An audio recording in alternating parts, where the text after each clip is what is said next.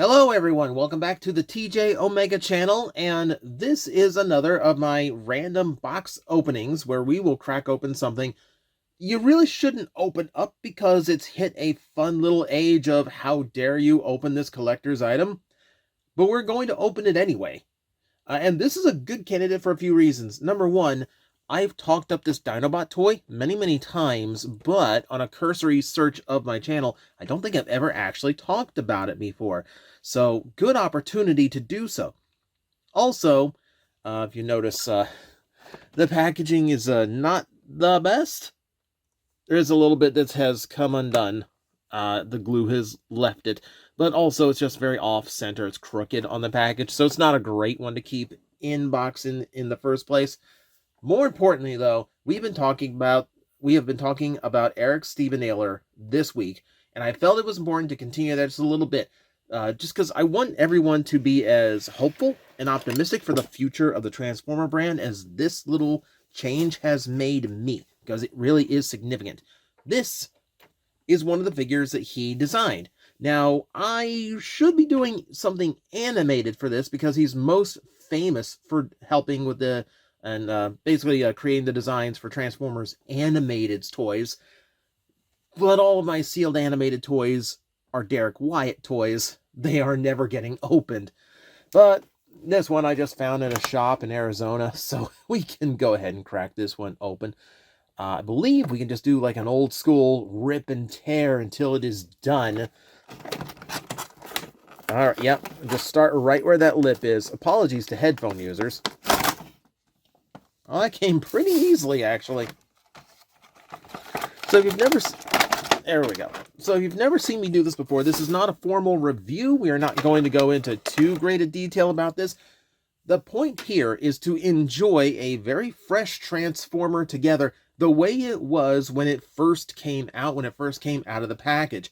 This is from 2006, meaning that it is nearly 20 years old. I'm sorry to everybody whose back started hurting when I said that. But really, we need to do this every now and then to appreciate how good the toys were. We could talk about a secondhand copy, or like, if it's still, we could talk about, like, if there's one laying around this studio somewhere, we could talk about it. But honestly, no. There's just something special about just seeing how it was fresh out of the packaging.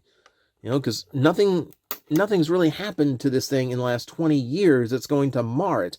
Used copy joints are going to be a little bit loose and worn out. There might be a few, like, small breaks that do affect the overall feel of the toy. Here we are getting it in its purest form. You have to come around to the backside to unclip the neck. I do not miss these metal twist ties.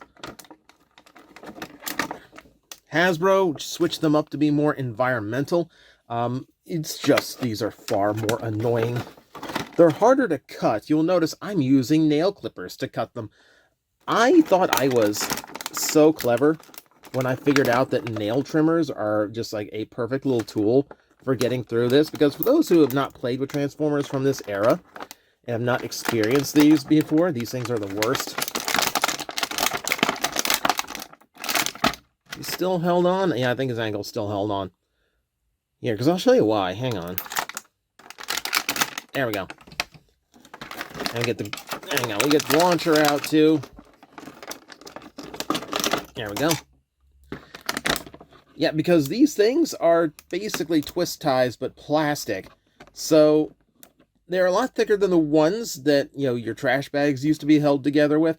These, yeah, it's a metal wire inside surrounded by plastic. And while it does a great job of holding the toy to the clamshell, they are also very annoying to untie, because once they're like wrapped up around each other and knotted, there's very little give anymore. So they just get stuck.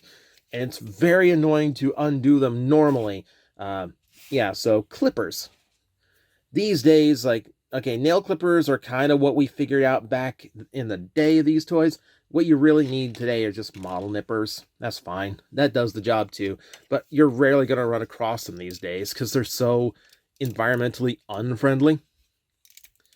Oh my god, the hip joint was... Oh my god, the hip just moving these joints. So I will notice, like, this is a little bit looser than I'd like, but it'll become an elbow, so that's not terrible.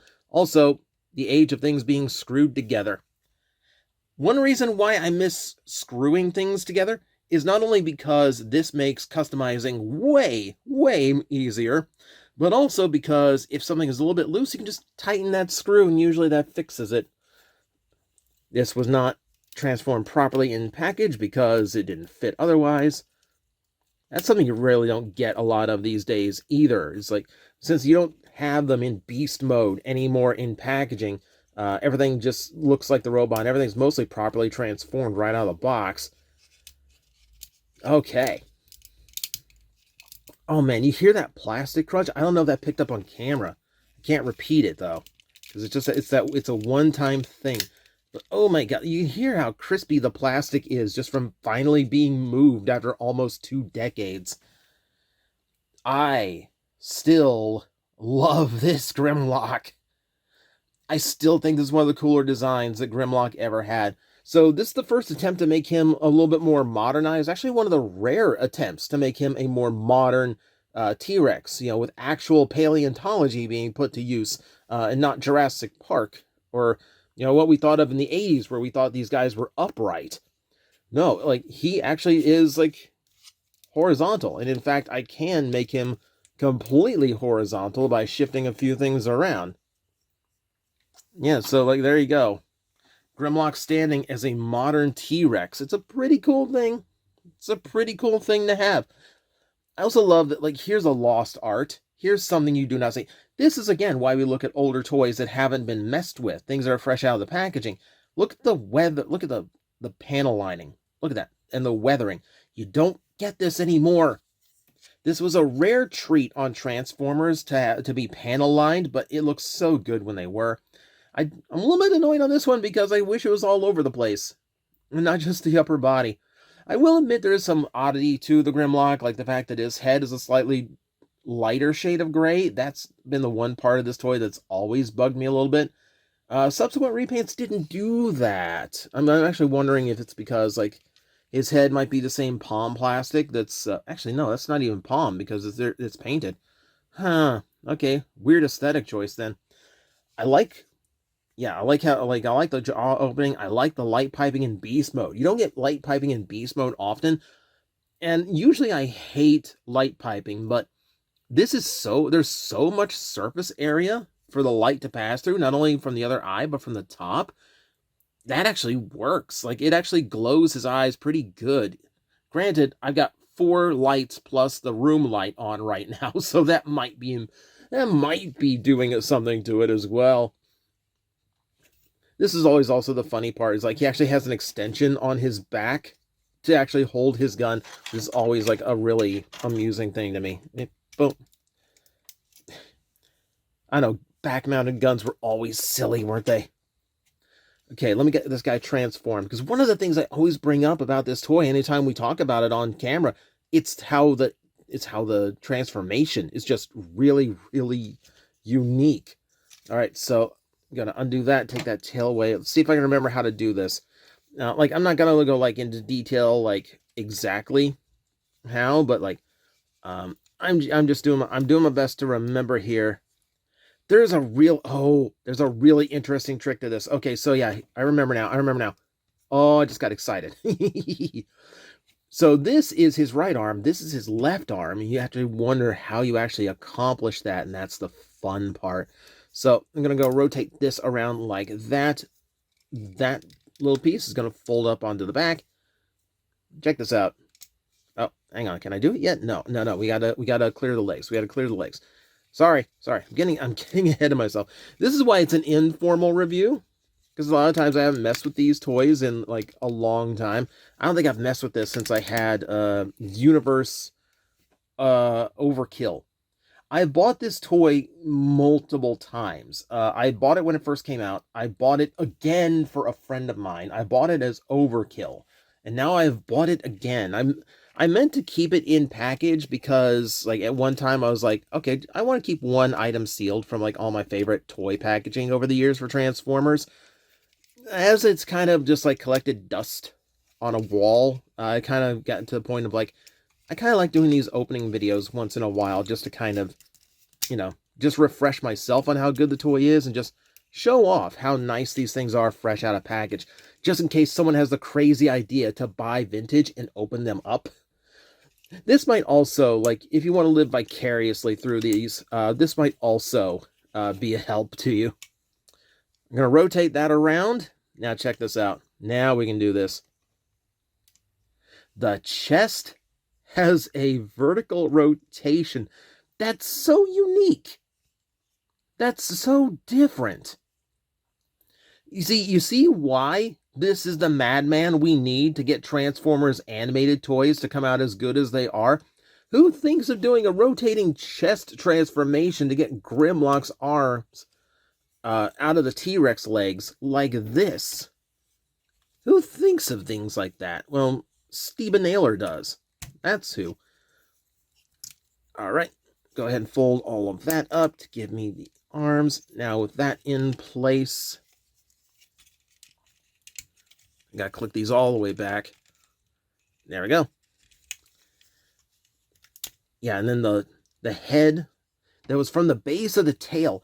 Again, it's so different. It's so atypical for a Grimlock toy. Like, his head is located nowhere near where it normally is. Normally, it's in the middle of his chest and in T-Rex mode. This head was in his butt. This head was in a very different place. One downside of this is, like, a lot of it doesn't click in very well. So it's relying on friction. Oh, look at that. Ooh. I think I might have... Okay. I think I might have a little factory... Maybe a little factory muffin. Is that a... Okay, no, it wouldn't have fit in there. It wouldn't have fit in there. For a second there, I thought it was broken. Like, is that why it's not clipping in? But no, it's same on that side too. Okay, it's just friction holding it in, which you could get away with when the toys were made to be stiff. But I will admit it comes apart a little bit easy on him. Would have been nice to click in. All right, and then open that up. So yeah, I can remember this toy being pretty divisive back in the day. I mean, for one, you do have some weird articulation on him. Like, he doesn't have a waist joint. You kind of get the chest rotation instead. But the chest rotation is a little bit off-center. So it turns a different direction one way than it does the other. So it's not a great solution. It's not a great solution for the waist joint. It's just a happenstance of the transformation. The other big thing was the fact that his T-Rex head ends up as his feet and the body ends up as the legs. That's completely reversed to what we normally get for Grimlock. But that said, the brilliance of this toy, to me, has always been the fact that it really isn't supposed to be the original Grimlock design. Let's take the tail and flip it inward like this. And now with that handle there, I'm going to plug it into his hand. If you know your pretenders, now you know what you're looking at. This is a perfect send-up to Pretender Grimlock, his final G1 toy. Well, I think he had an Action Master, so maybe, I don't know, his final transforming G1 toy. You have to remember, we had a hiatus from Grimlock from Action Masters and G2 all the way until 2006. This is our first proper reincarnation of the character, so it actually makes a little weird bit of sense that it carried over from his most recent G1 design. But yeah, just like the Action Master, it's using the tail as a weapon. Just like the Action Master, it uses Grimlock's, uses the top of Grimlock's beast mode for the legs. Which is why the little T-Rex arms end up on the legs the same way they did on the Action Master toy. And yeah, just like on the Action Master toy, the head ends up in his butt. Like, literally. That's just how it goes. And I still think it does its job. It's still a good-looking Grimlock. All the things I want are there. He looks like a big, meaty robot. That's what I want out of a Grimlock, right? And yeah, staring at this too long really makes me miss the paint budget we had back then. Transformers today, by comparison, are very minimalist. You know, if they don't have to paint it, they don't really paint it. So you do get some thinned down decos once in a while, but like, I miss the 2000s where, like, if it was a bare spot, they tried to figure out how to paint it. Look at all the paint apps on the top of the tail. It gives them almost a more regal appearance, weirdly enough. Yeah, this Grimlock King, I love it. I love it, I love it, I love it. Like, even like little spots in the inside like that, that would absolutely be skipped today. I think my one weird grievance with the toy is the fact that they turned his missile launcher into his sword. Like, it's a combination of the G1 missile launcher and sword. But they missed the trick that they got correct later on. So if I put the missile in, then you get the red that the original sword weapon had, and you get the blade, and then, yeah, the launchers based on the original Dinobot style launchers. But that's it. What you're missing here is a peg on the back, so I can also use the launcher as a sword, because Grimlock is associated with swords. But again, if we are assuming that this is intentionally Action Master Grimlock in a modern toy, he didn't have a sword. He had guns. He had nothing but the guns. And the tail. The tail was technically a gun or a big weapon. The original had a gun barrel out the tip. This one does not, which I think is another missed opportunity to really drive the homage. But no, like, dude, I stick up for this toy. I stick up for this toy. I stick up for unique depictions of our classic characters. I think we need shakeups like this more often. I miss when the stuff they did for collectors took risks and tried different looks and styles. And as more and more of the 86 and 84 casts, the original cast in general, the more they get modern toys that are, quote, definitive, ideal modern toy for these characters, the more you're going to have to resort to things like this. And I think we're about there. Even Masterpiece is starting to do things like that with its upcoming fourth iteration of Masterpiece Optimus. So there you go. That is a fresh toy out of the box. Yeah, I love getting to experience them the way they were when they were brand new. Yeah, you can get it secondhand, and I would absolutely recommend getting it secondhand if you come across it. It's a fantastic toy. But yeah, like, there's just nothing like feeling like the way it was intended to feel when it was fresh. It's so rare to get that. So, thank you very much for going with this experience with me. Always appreciate seeing everybody here and everyone appreciating the videos. Makes me feel good. Makes me continue to do this. So, that's it for me. Thank you very much. I will see you next time. Hello everyone, I am Astral Agent Magnetar, a Tokusatsu VTuber, and I am streaming 4 times a week over on Twitch, Monday, Tuesday, and Wednesday afternoons, and a special late night one on late Friday/early Saturday. So come watch, come hang out, and let's make an impact together.